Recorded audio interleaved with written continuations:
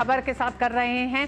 Cash कांड मामले में जस्टिस वर्मा को हटाने के प्रस्ताव को लोकसभा अध्यक्ष ने 3 सदस्यीय समिति गठित की है। महाभियोग की कार्रवाई शुरू हो चुकी है। लोकसभा अध्यक्ष ओम बिरला ने 3 सदस्यीय समिति के गठन की घोषणा की है। समिति में सुप्रीम कोर्ट और हाई कोर्ट के एक जज और एक कानूनविद शामिल होंगे। कमेटी में सुप्रीम कोर्ट के जज अरविंद कुमार, मद्रास हाई कोर्ट के चीफ जस्टिस मनिंद्र मोहन श्रीवास्तव और कर्नाटक हाई कोर्ट के सीनियर एडवोकेट BV आचार्य शामिल हैं। सदस्यों के नामों की घोषणा से पहले लोकसभा स्पीकर ओम बिरला ने कहा कि जस्टिस यशवंत वर्मा को हटाने के लिए 31 जुलाई को प्रस्ताव मिला। लोकसभा अध्यक्ष ने कहा कि दिल्ली उच्च न्यायालय के जज वर्मा के खिलाफ शिकायत को उच्च प्रवृत्ति का पाया गया है। ऐसे में उक्त न्यायाधीश को हटाने के लिए कार्रवाई करने की जरूरत है। लोकसभा स्पीकर ने कहा कि संसद को भ्रष्टाचार के इस विषय में एक स्वर में बोलना चाहिए। जांच अधिनियम 1968 की धारा 3 की उपधारा 2 के अनुसार मैंने न्यायमूर्ति यशवंत वर्मा को पद से हटाने के अनुरोध के आधारों की जांच करने के उद्देश्य से निम्नलिखित 3 सदस्यों वाली एक समिति गठित किए। माननीय न्यायमूर्ति श्री अरविंद कुमार, न्यायाधीश उच्चतम न्यायालय, माननीय न्यायमूर्ति श्री मनिंदर मोहन श्रीवास्तव, मुख्य न्यायाधीश मद्रास उच्च न्यायालय, श्री BV आचार्य, वरिष्ठ अधिवक्ता कर्नाटक उच्च न्यायालय। समिति यथाशीघ्र अपनी रिपोर्ट प्रस्तुत करेगी।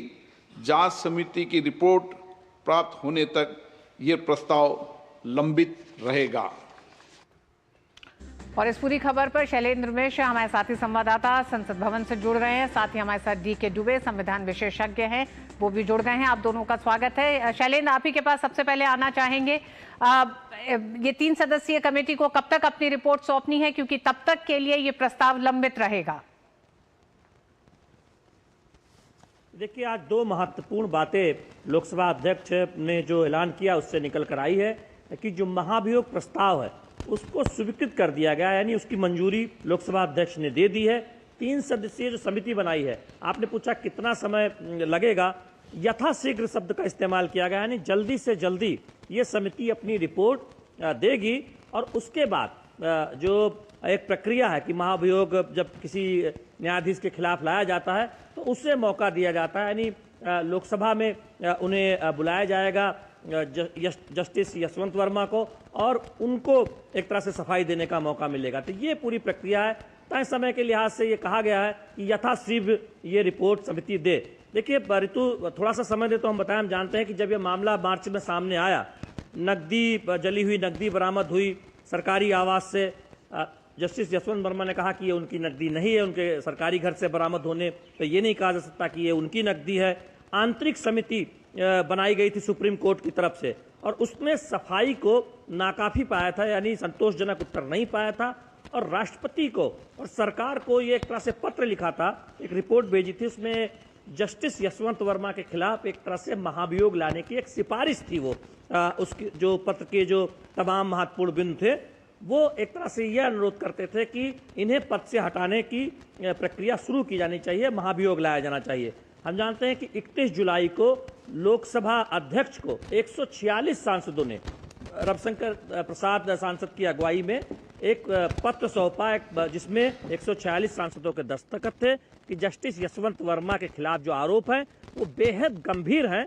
सुप्रीम कोर्ट की जो आंतरिक समिति है वो भी उस पर जांच कर चुकी है, और उसने भी बहुत गंभीर ये आरोप पाया है। उनके खिलाफ महाभियोग प्रस्ताव लाया जाना चाहिए, उसको एक अनुरोध पत्र सौंपा था। आज लोकसभा अध्यक्ष ने उसको स्वीकार कर लिया है, समिति का गठन कर दिया है। समिति यथाशीघ्र रिपोर्ट देगी और उनके खिलाफ महाभियोग प्रस्ताव को आगे बढ़ाया जाएगा।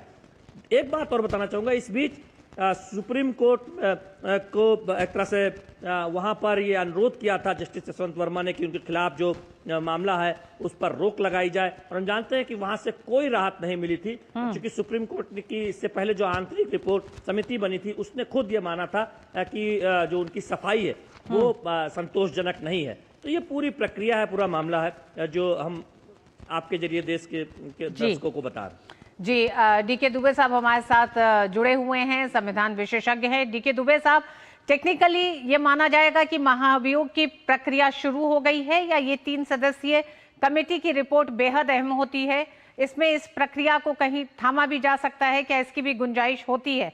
पहला सवाल ये। दूसरा सवाल, इतिहास दिखाता है कि महाभियोग प्रक्रिया अभी तक किसी भी जज के खिलाफ सफल नहीं हुई है। एक सदन से पारित होकर दूसरे सदन से वो एक तरह से नहीं पारित हो पाई, सदस्यों की कमी की, समर्थन की कमी की वजह से। ऐसे में इस महाभियोग प्रक्रिया को देखते हुए आप क्या कहेंगे? अभी अगर मेरे से पूछा जाए तो महाभियोग की स्वीकृति हुई है, प्रक्रिया शुरू नहीं हुई है। महाभियोग के विषय में कॉन्स्टिट्यूशन में जो प्रावधान है वो ये कहता है कि मिसबिहेव और इनकैपेसिटी, लेकिन जजेस इंक्वायरी एक्ट 1968 में ये कहा जाता है कि भाई करप्शन भी मामला उसमें इंक्लूडेड है और वो माना जाता है कि ये गंभीर विषय है। लेकिन कॉन्स्टिट्यूशन में केवल मिसबिहेव और इनकैपेसिटी शब्द इस्तेमाल किया गया है।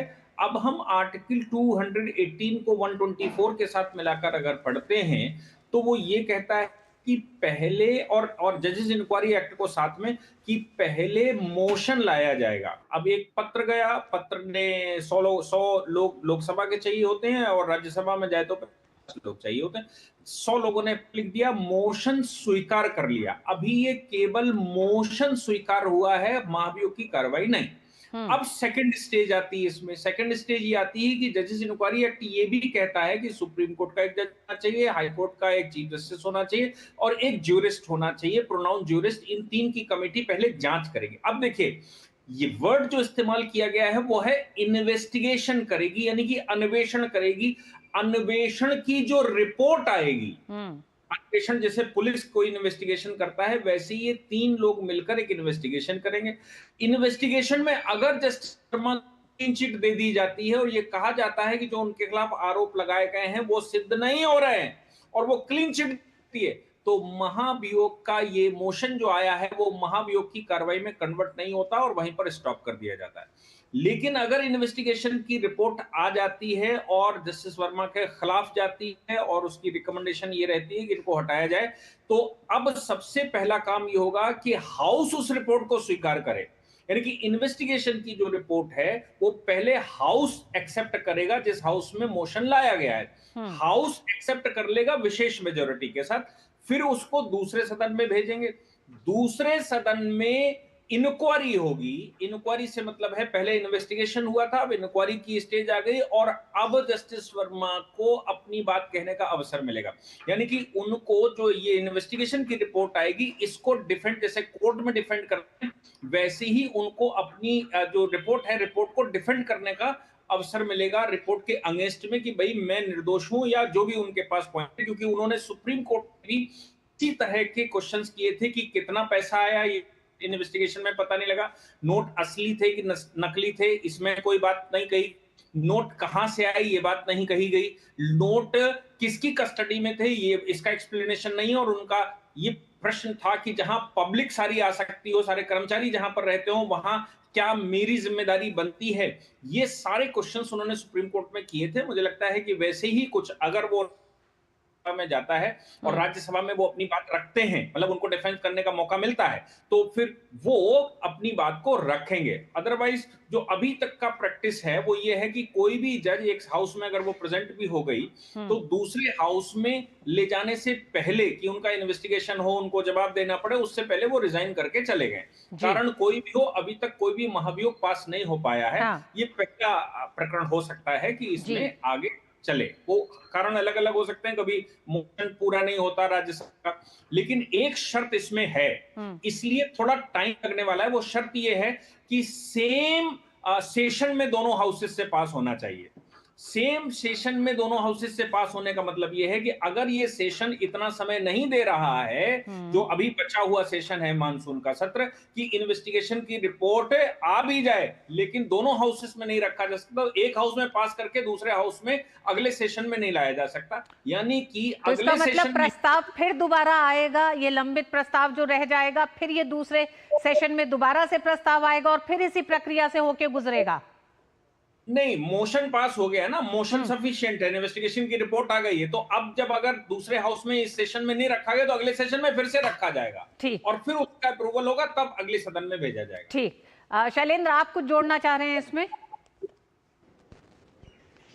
मैं डीके दुबे जी की बात को आगे बढ़ाना चाहूंगा कि महाभियोग पारित नहीं हुआ है, ये एक तरह से तकनीकी है, लेकिन हम जानते हैं कि चूंकि इसमें नियम ये है कि अगर जिस जस्टिस के खिलाफ कोई महाभियोग प्रस्ताव लाया जाता है और उस प्रक्रिया के शुरू होने यानी मंजूर होने से पहले अगर वो जज इस्तीफा दे देता है, हाँ। तो वो प्रक्रिया रोक ली जाती है, और ये हुआ है। आप इससे पूर्व में देखें तो ये हुआ है। इसकी वजह यह है कि अगर महाभियोग से पहले कोई इस्तीफा दे देता है जज जिसके खिलाफ आरोप है कदाचार का या फिर अक्षमता का, तो उस पर उसको जो बेनिफिट मिलते हैं, यानी रिटायरमेंट के बाद के जो बेनिफिट हैं, वो कायम रहते हैं। और इसीलिए जो आप देखें कि अब से पहले जो मामले आए उसमें उस वक्त जज ने इस्तीफा दे दिया था, इसीलिए महाभियोग आगे नहीं बढ़ा और पारित नहीं हुआ, क्योंकि उसकी कोई जरूरत नहीं थी, क्योंकि उद्देश्य यह था पद से हटाना। और जब स्वतः इस्तीफा ये एक तरह से दे दिया गया हाई कोर्ट की जस्टिस की तरफ से उस मामले में, तो उसको आगे बढ़ाने की जरूरत नहीं हुई। तो ये तकनीकी पक्ष है सिर्फ कि महाभियोग पारित नहीं हुआ, लेकिन जो उद्देश्य था महाभियोग लाने का वो जज के इस्तीफे से पूरा हो गया था, इसीलिए ये कहा जाता है। और हम जानते हैं कि जब रिपोर्ट आएगी 3 सदस्यीय जो समिति बनी है, निश्चित तौर पर उसको लोकसभा में स्वीकार किया जाएगा और उसके बाद जस्टिस यशवंत वर्मा को मौका मिलेगा अपनी सफाई का।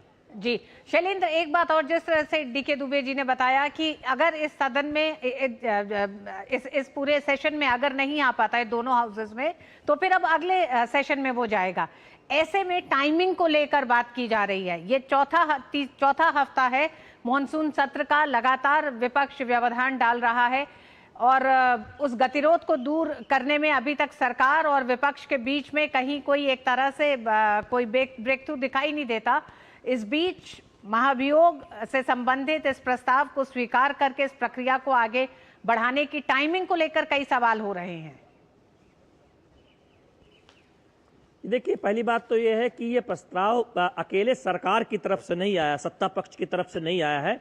146 जो सांसद जिन्होंने लोकसभा के प्रस्ताव पर दस्तखत किए थे, उसमें सत्ता पक्ष के भी सांसद हैं और विपक्ष के भी सांसद हैं। और जब भी इस बात का ऐलान लोकसभा अध्यक्ष कर रहे थे, तो हमने देखा कि उस वक्त सभी सांसद बहुत गौर से उनके ऐलान को सुन रहे थे। अब यथाशीघ्र रिपोर्ट आने की बात कही गई है, लेकिन हम जानते हैं कि 21 तारीख को तक ही संसद का ये मौजूदा सत्र है, तो ये ऐसा माना जा सकता है कि इतने कम समय में रिपोर्ट नहीं आएगी, रिपोर्ट उसके बाद आएगी। और जो अगला सत्र होगा उसमें काफी पर्याप्त मौका होगा दोनों सदनों में महाभियोग पर की प्रक्रिया शुरू करने का, रिपोर्ट स्वीकार करने का।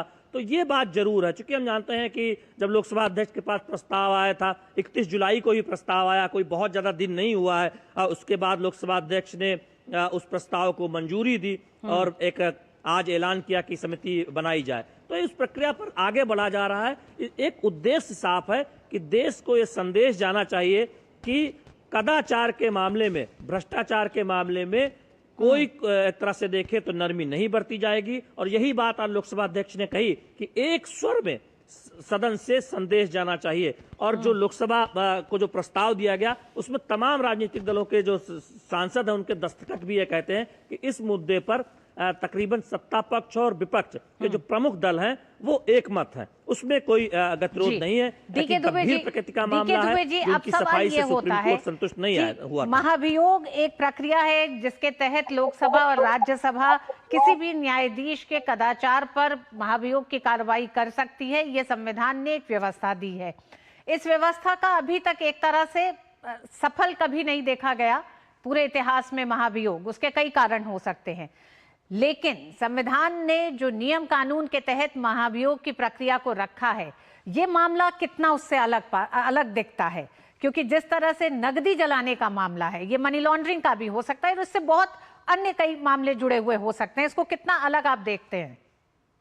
देखिए, सच तो ये है कि अगर टेक्निकली कॉन्स्टिट्यूशन के अनुसार महाभियोग लेकर आएंगे तो फिर ये चैलेंज हो सकता है, क्योंकि कॉन्स्टिट्यूशन में 2 ही शब्द इस्तेमाल किए हैं, मिसबिहेवियर और इसके अतिरिक्त इनकैपेसिटी। तो ना तो ये मिसबिहेवियर का मामला है और ना ही इनकैपेसिटी का मामला है, जी। ये करप्शन का मामला है। इसलिए कॉन्स्टिट्यूशन में तो करप्शन शब्द इस्तेमाल नहीं किया गया, और मुझे लगता है उस समय विलफुली इसलिए नहीं इस्तेमाल किया गया होगा क्योंकि किसी के खिलाफ भी करप्शन के चार्ज लगाकर उसको लाया जा सकता है और फिर जुडिशरी के ऊपर अननेसेसरी प्रेशर डाला जा सकता है। लेकिन जजेस इंक्वायरी एक्ट में अभी तक जितनी भी कार्रवाइयां हुई हैं, जजेस इंक्वायरी एक्ट इसका प्रोसीजर खोलता है और खोलकर ये कहता है कि अगर इन हाउस कमेटी और वो कर देती है, और सुप्रीम कोर्ट का जजमेंट भी पहले से है जिसमें कहा गया है कि कोई भी महाभियोग किसी के खिलाफ सीधा नहीं लाया जा सकता जब तक कि सुप्रीम कोर्ट उसका अप्रूवल न दे दे। सुप्रीम कोर्ट जब अप्रूवल दे देगा तभी महाभियोग लाया जा सकता है, डायरेक्टली पार्लियामेंटेरियन उस पर नहीं ला सकते। ये 90 के दशक में ऐसा एक जजमेंट आया था।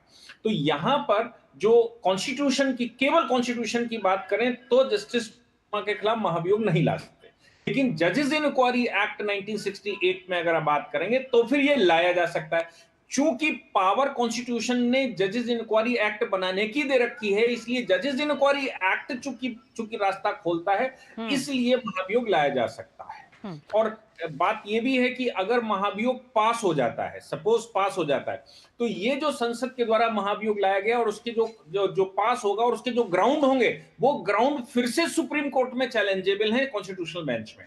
और कॉन्स्टिट्यूशनल बेंच में ये बहस हो सकती है कि ये जो प्रावधान है जजेस इंक्वायरी एक्ट के, ये चूंकि कॉन्स्टिट्यूशन के आर्टिकल 124 से मैच नहीं करते हैं, तो क्या ये एक्सटेंडेड हैं कि नहीं है। तब की बात तब है, चूंकि आज तक कोई चैलेंज ही नहीं हुआ, महाभियोग पास ही नहीं हो पाया और चैलेंज नहीं हुआ, इसलिए ये चल रहा है अभी तक। जी। डीके दुबे साहब, एक और विषय हमने देखा कि 1991 में सर्वोच्च न्यायालय के न्यायाधीश वी रामास्वामी के खिलाफ जो महाभियोग था, वो एक पूरी लंबी प्रक्रिया, यानी 3 साल की प्रक्रिया थी। वो सुप्रीम कोर्ट से होते हुए महाभियोग तक का जो पूरा सफर था, उसमें इतना लंबा समय लगा। क्या आपको लगता है जस्टिस यशवंत वर्मा के मामले में सुप्रीम कोर्ट ने तेजी से इस काम को करके संसद की तरफ ये मामला बढ़ चुका है, यानी कि जो समय जस्टिस रामास्वामी के समय जो लगा था, कम से कम उतना समय कोर्ट की तरफ से अब नहीं लगा इस मामले में? तो कोर्ट ने भी जल्दी की क्या मतलब तेजी दिखाई, क्योंकि ये भ्रष्टाचार से जुड़ा मामला है। सरकार की तरफ से जल्दी तेजी दिखाई गई है क्योंकि ये भ्रष्टाचार से जुड़ा मामला है।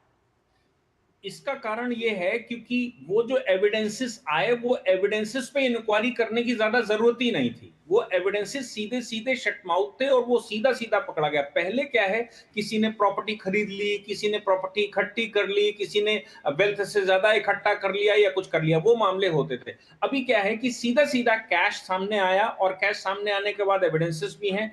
100 से ज्यादा लोगों के से पूछताछ हुई, लेकिन इन हाउस कमेटी जो बैठी, वो इन हाउस कमेटी की, ये तो मानना पड़ेगा, उसने तत्परता दिखाई। और उसका कारण मुझे लगता है कि उस समय के ऑनरेबल चीफ जस्टिस ने तत्काल ही, जैसे उनके पास वीडियो और वो बाकी चीजें आई थी, वो सुप्रीम कोर्ट की साइट पर अपलोड करते हुए ये मैसेज देने की कोशिश की थी कि देखिए, सुप्रीम कोर्ट किसी भी मामले में, किसी के लिए भी करप्शन के मामले में बिल्कुल सतर्क है और हम इस पर डिले नहीं कर सकते।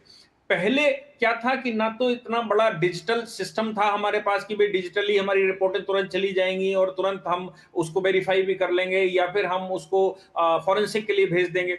आज की तारीख में सारा कुछ ऑनलाइन होता है, इसलिए वो महीनों की प्रक्रिया दिनों में पूरी हो जाती, इसलिए ये ऐसा हो रहा। और सुप्रीम कोर्ट के ऊपर भी बहुत सारे इस समय लोग प्रश्न खड़े करते हैं अक्सर जजमेंटों को लेकर, तो इसलिए सुप्रीम कोर्ट ये मैसेज देना चाहता होगा निश्चित रूप से कि भाई देखो, हमारे सामने मामला आया तो हमारे पास डिले नहीं हो रहा है, बाकी जहां कहीं भी होना है वो होना है, हमारे पास डिले नहीं हो रहा है, हमने ये देखो पारदर्शिता के साथ इसको आगे बढ़ा दिया। जी। डीके दुबे साहब, देश में कानून के रखवाले, पहरेदार के तौर पर न्यायपालिका और जज हैं।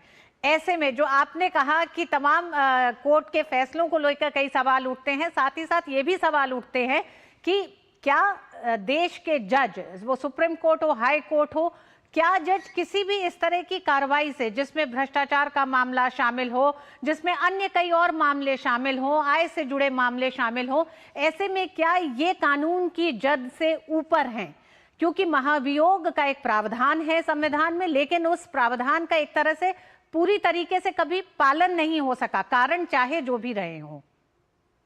बात आपकी ऋतु जी बिल्कुल ठीक है, लेकिन ये देखना होता है कि कोर्ट की प्रोसीडिंग जिसको नहीं मालूम है वो जरूर निश्चित रूप से क्रिटिसाइज करते हैं, क्योंकि कोर्ट काम करता है एविडेंसेस पर और फाइल और एविडेंस जो बता रहा होगा उसके अनुसार वो जजमेंट करते हैं। हाँ, ये जरूर है कि प्रक्रिया थोड़ी डिले हो जाती है क्योंकि हमारे पास बर्डन बहुत ज्यादा है, लेकिन ये बात भी स्वीकार करनी चाहिए कि इस समय सुप्रीम कोर्ट बिल्कुल सजग है। ये बात कह देना कि नहीं वो क्या क्या उसके न्यायपालिका ऊपर है, ऐसा कहना ठीक नहीं है। आज के चीफ जस्टिस भी उस बात को लगातार कह रहे हैं। और मुझे याद है, मैं आर्टिकल 370 की प्रोसीडिंग में अपीयर हो रहा था, तो ऑनरेबल जस्टिस डीवाई चंद्रचूड़ साहब ने एक इंटरप्रिटेशन करते हुए उस समय बहस में कहा था, if there is two interpretation then why not in the favour of country. अगर किसी मामले के दो इंटरप्रिटेशन आते हैं तो हम देश के पक्ष में क्यों नहीं इंटरप्रिटेशन करेंगे, हम क्यों देश के विरुद्ध इंटरप्रिटेशन करेंगे। दूसरी बात, उन्होंने कहा कि constitution of Jammu and Kashmir मैं नहीं जानता, मैं सिर्फ भारत का संविधान जानता हूं। चूंकि भारत के संविधान ने प्रावधान दिया है इसलिए तो मैं संविधान का संरक्षक हूं, मैं भारत के संविधान को जानता हूं। ये इंटरप्रिटेशन सुप्रीम कोर्ट के चीफ जस्टिस ने सीट पर रहते हुए दिए थे, जो मैसेज दे रहा था कि नहीं देखिए, अगर इंटरप्रिटेशन की जरूरत पड़ी तो हम नेशन के पक्ष में करेंगे। अब ये बात तो कही जा सकती है कि भाई न्यायाधीश चूंकि फाइनल डिसीजन देते हैं इसलिए उनके प्रोटेक्शन की भी आवश्यकता पड़ती है। ऐसा नहीं है कि करप्शन का मामला, मैंने जैसे अभी कहा कि करप्शन इसलिए नहीं लिखा गया होगा कि छोटे छोटे करप्शन का मामला भी लगाकर अगर सरकार जज को हटाना चाहे तो हटा सकती है, तो इसलिए कॉन्स्टिट्यूशन में मुझे लगता है कि नहीं लिखा गया हो, इंक्वायरी में लिखा गया हो, सुप्रीम कोर्ट जब अप्रूवल दे देगी और मामला गंभीर होगा तभी ऐसा किया जाएगा। डीके दुबे साहब, अंत में इन हाउस कमेटी ने कई ऐसे सबूत पाए जिसको ध्यान में रखते हुए ये माना गया कि इनके खिलाफ कार्रवाई की शुरुआत होनी चाहिए, और यही कारण रहा, वही आधार है कि महाभियोग की प्रक्रिया के लिए प्रस्ताव लेके तमाम सांसद पहुंचे हैं। ऐसे में अब ये जो 3 जजों की कमेटी जो अपनी इंक्वायरी देगी, इन्वेस्टिगेशन अपना देगा, उसमें ये इन हाउस कमेटी की जो फाइंडिंग्स है उसका कितना योगदान होगा, कितना शामिल किया जाएगा और कितना मजबूत और कमजोर केस को जस्टिस यशवंत के बनाता है। रितु जी, बड़ी गंभीर बात आपने बड़ी गंभीर बात पूछ दी। आप सोचिए, अगर सुप्रीम कोर्ट की इन हाउस कमेटी की रिपोर्ट की पार्लियामेंट में कोई आवश्यकता होती तो ऑटोमेटिकली सुप्रीम कोर्ट ने जब अप्रूवल दे दिया था तो महाभियोग ले आना चाहिए था। अभी अगर सांसद लिखकर ना देते महाभियोग के लिए तो इस इन हाउस कमेटी की रिपोर्ट का क्या करते हम, या सुप्रीम कोर्ट की रिकमेंडेशन का क्या करते, सुप्रीम कोर्ट की रिपोर्ट जो राष्ट्रपति के पास गई उसका क्या करते।